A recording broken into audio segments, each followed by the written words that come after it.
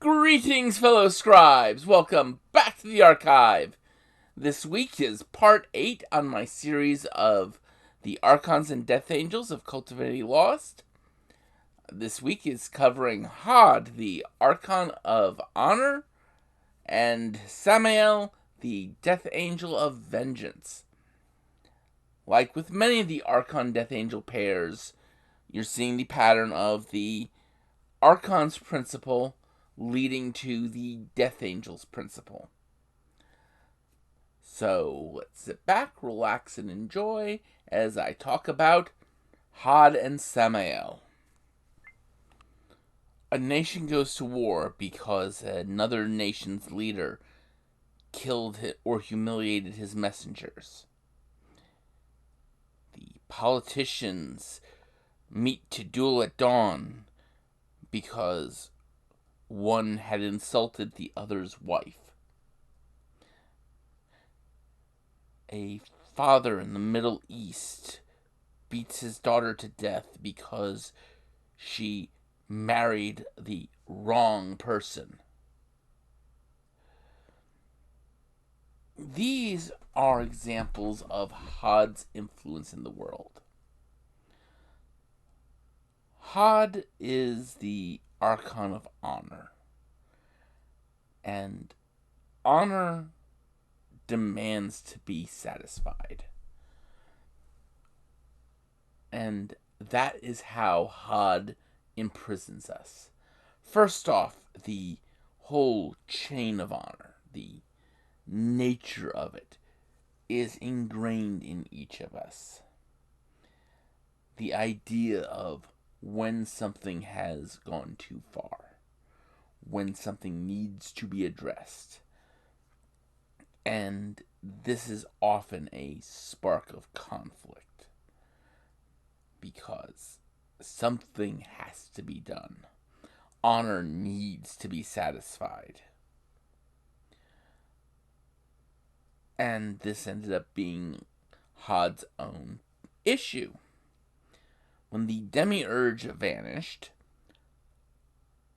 Hod refused to step aside. Hod, true to his principle, tried to adhere to the directives he had been given by the Demiurge. And the other Archons engaged in battle with him. And it was a glorious battle that blind angels still sing of to this day. Because that's the other aspect of honor. Engaging in an impossible battle. Engaging past the point you should have stepped aside. The refusal to move. And this tends to be a virtue as much as a vice. Hod was deposed, though he was not destroyed. Only one Archon has actually been destroyed. Hod has been weakened, depowered, removed from his citadel. But he still lives. And his influence is still felt the strongest in the Middle East, parts of North Africa, parts of India, China, and Japan. There are areas where it's weakening in those areas, but for the most part, he is still strongest in those areas.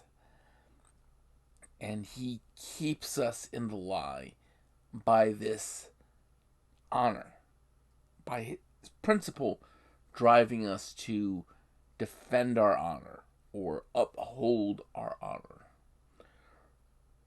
not bending to the ideas or insults of others. But there's a point where you go from the upholding honor to seeking vengeance, which is the stepping beyond what is necessary to satisfy the ideals of honor. And that leads us to Samael. The mob that pulls a guy out of his car because he ran over a kid at an intersection. The husband who kills his wife and her lover when he finds them in bed together. The child-friendly starlet who gets inappropriate pictures and videos of her spread online because she dumped her boyfriend or girlfriend. This is the touch of Samael. These are where vengeance creeps into the world. He is strongest with ostracized groups or individuals. He's not big on large-scale organizations. But he exists to push people to right wrongs in overreaching and overreacting ways. And these wrongs are not necessarily matters of honor or matters of legality. It could be something as simple as, you made me feel bad. I'm going to destroy your life. He is the person who teaches you, you don't have to kill your enemy. You can just destroy everything around them that they hold dear. And they'll take care of it themselves. His people plan generations for vengeance on those who wronged these supernatural entities that serve Samael. And these vengeances can take centuries. It can be even a simple fact that every time you are reborn, you get hunted immediately for a wrong that maybe even Samael himself no longer remembers. Just the vengeance needs to be carried out. And this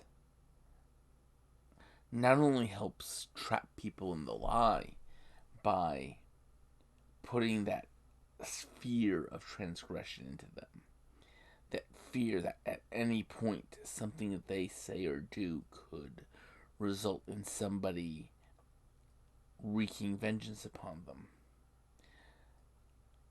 It also brings humanity closer to Inferno, because this is the presence of one who seeks to destroy others at a fundamental and, to a degree, torturous level.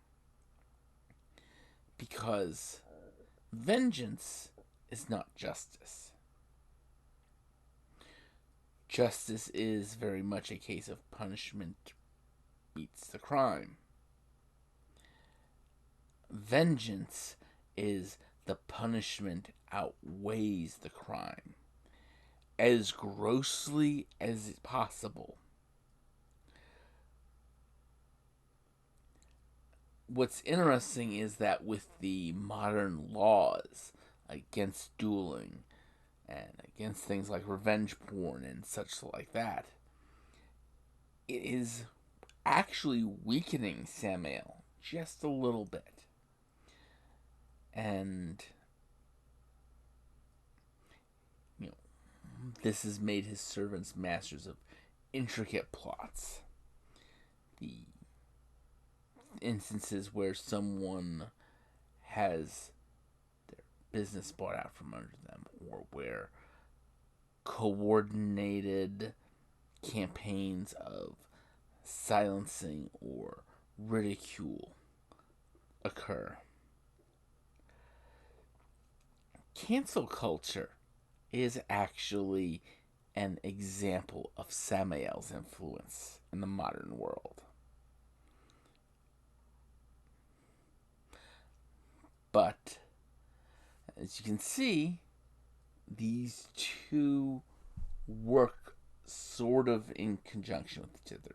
Not intentionally, but Hod's desire for honor and the satisfaction of honor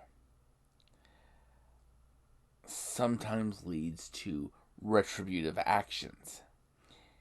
And Samael takes what would normally be the fair response and fans the flames into an overreaction, an overblown response. And that is it for this week. Next week, I talk about Gamaliel and Yesod. Gamaliel being the death angel of desire, and Yesod being the Archon of avarice. So, until next week, I just want you all to remember to have fun and keep gaming.